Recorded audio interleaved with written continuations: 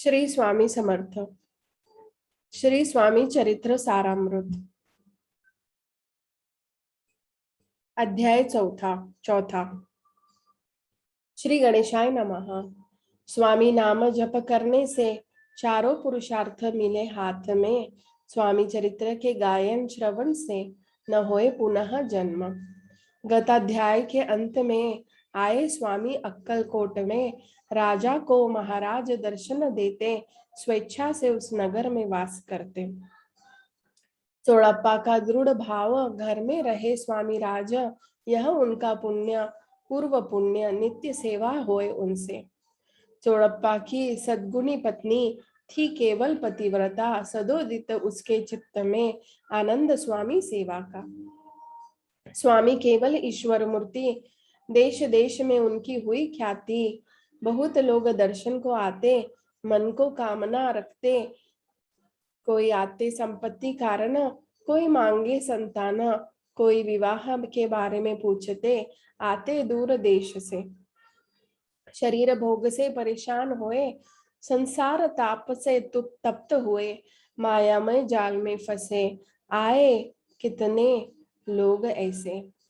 भक्त जो जो थे चाहते स्वामी राज पूर्ण करते, जो उनके चरणों की दृढ़ भक्ति करते उनके लिए वे कल्पतरु हो जाते।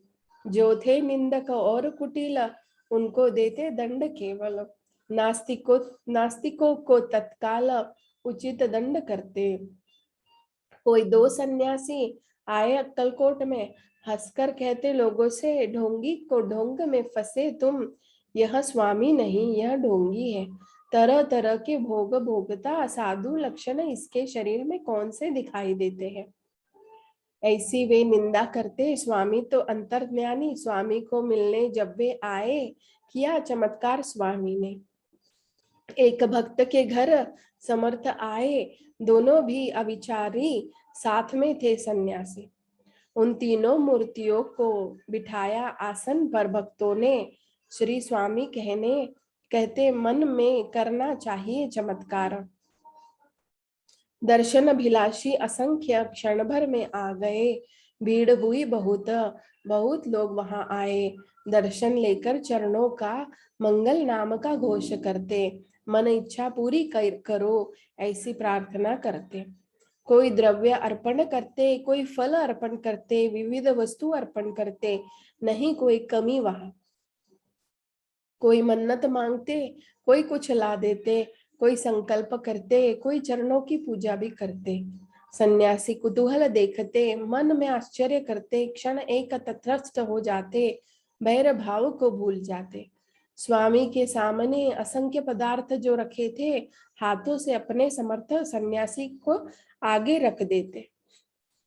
लोगों की भीड़ कम हुई, सेवकरी आकर सन्यासियों को के सामने से वस्तुएं उठाकर ले जाने लगे। उस दिन समर्थ ने स्पर्श नहीं किया अन्न और जल को, सूर्यास्त होते ही वहां से निकल उठ गए। दोनों सन्यासियों को उस दिन उपवास हुआ। रात हो जाने पर अन्न वर्ज्य रहता। जो वे आए छल करने उनका ही हुआ छल। कुछ सिख जन को दंड देने अवतार लिया स्वामी ने। इति श्री स्वामी चरित्र सारामृत विविध कथा सम्मत श्रवण करो प्रिय भक्त चतुरोध्याय रसपूर्ण यह। श्री स्वामी राजार्पणमस्तु। श्री रस्तु शुभम भवतु। अध्याय 5वां। श्री गणेशाय नमः। भव कानन वैष्णवर अज्ञानतम छेदक भास्कर, पूर्ण साक्षी परात्पर, भक्तों के लिए सदैव तू। अक्कलकोट नगर स्वामी राज के निवास किया। एक तप एक तक बहुत भक्त हुए। चारों ओर बिखरी खबर, कोई संकट में आता दौड़ते आता स्वामी की ओर। राजा महाराज भी महान महान, उस समय कितने राजा स्वामी दर्शन की इच्छा करे और अपने नगर में ले जाना चाहते। बड़ौदा शहर उस समय मल्लाह राव राज अधिकारी। एक बार उनके मन में विचार ऐसा आया, दीवान और सरदार प्रतिष्ठित जन बड़े बड़े बैठे थे सभा में। कहा उनसे राजा ने, कोई जाकर अक्कलकोट से स्वामी को यहाँ लाएगा तो वह हमसे बहुत इनाम पाएगा। यह कार्य तो बहुत कठिन, कोई न बोले वचन, कोई अकेला भी बात यह न माने। उस समय तात्या साहेब सरदार था, योग्य और चतुर। उसने दिया उत्तर। राजा सुनने लगा। अगर आपकी यह इच्छा स्वामी को वटपुरी में लाना तो मैं उन्हें लाऊंगा, मन में निश्चय रखकर। यह उत्तर सुनकर संतोष हुआ राजा को। वैसे सभा भी समग्न आनंदित हुई। राजा सह सकल जन तात्या का करते सम्मान, गौरव के मधुर वचन कहते यशस्वी हो तुम। तात्या साहेब ने प्रस्थान किया, सत्वर अक्कलकोट आए। संतुष्ट हुए देख नगर जो केवल वैकुंठ। देख कर स्वामी की दिव्य प्रतिमा आनंदित हुआ मन।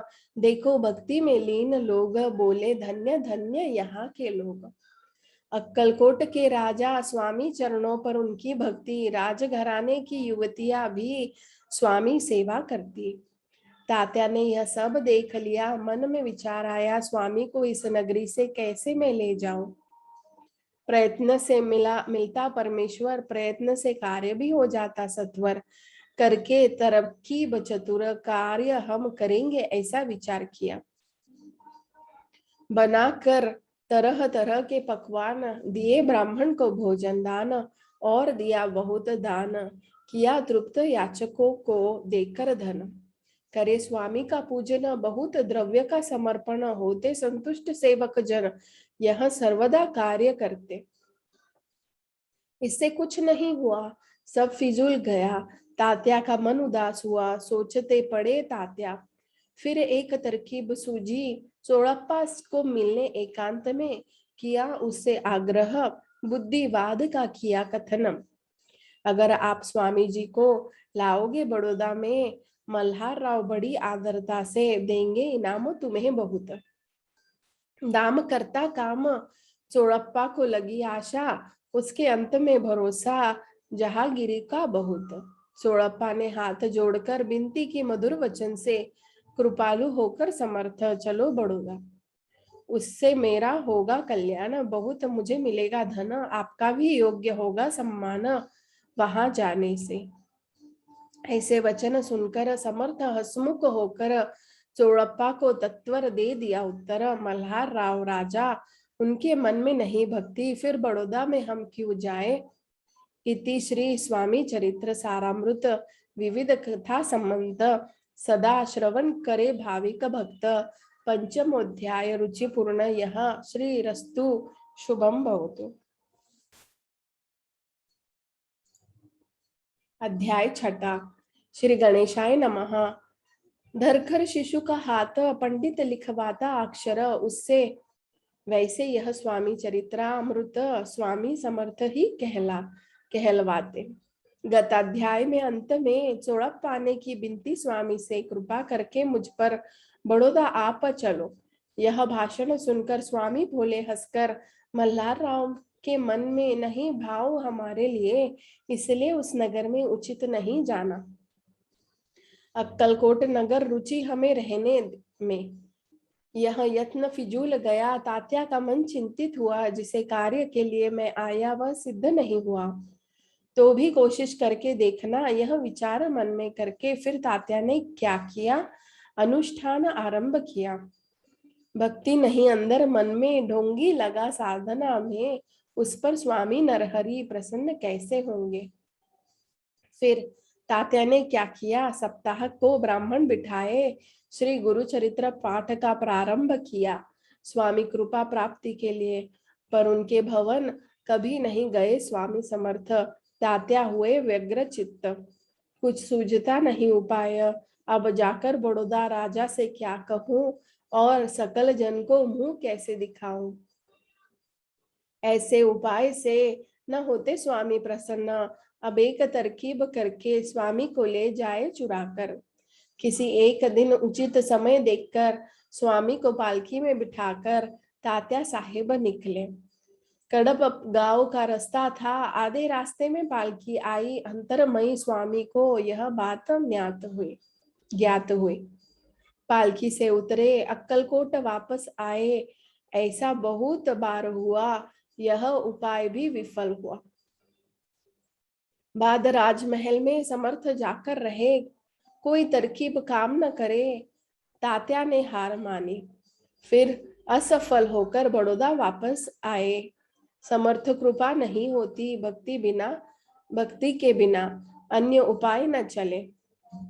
पर मल्हारराव राजा आगे प्रयत्न रखते जारी, पूछते सबको कौन जाता स्वामी को लाने। तब मराठा उमराव, उसका नाम यशवंतराव, राजकीय कार्य का लोभ सामने आया। वह अक्कलकोट में आया स्वामी दर्शन के लिए। वस्त्र अलंकार भरी सुवर्ण थाली रखी स्वामी के सामने। वह देखकर समर्थ को अचानक क्रोध आया। यशवंत को देखकर क्या बोले तब, अरे कोई जंजीर लाओ, डालो इसके पैरों में। ऐसे जोर से त्रिवार समर्थ क्रोधित होकर बोले। क्रोध मुद्रा को देखकर यशवंतराव डरे मन में, मुख पानी बिना सुख गए। वह थरथर कांपने लगा। बाद में थोड़े ही दिनों में आज्ञा आई यशवंत को, उस कार्य को छोड़कर सत्वर आओ बड़ौदा। साहब पर विष प्रयोग किया, मल्हार राव पर तोह मत आई। उस कार्य में गुनहगार यशवंत राव को समझ गया। हाथ पांव में जंजीर पड़ी, स्वामी वचन की प्रचिति आई। अघटित लीला दर्शाई, सर्वत्र ख्याति हुई। इति श्री स्वामी चरित्र सरामृत। विविध कथा सम्मत, श्रवण करे सदा भक्तव। षष्ठोध्याय रुचिपूर्ण यह। इति श्री स्वामी चरित्र सारामृत षष्ठोध्याय समाप्त। श्रीरस्तु शुभम भवतु। श्री स्वामी समर्थ।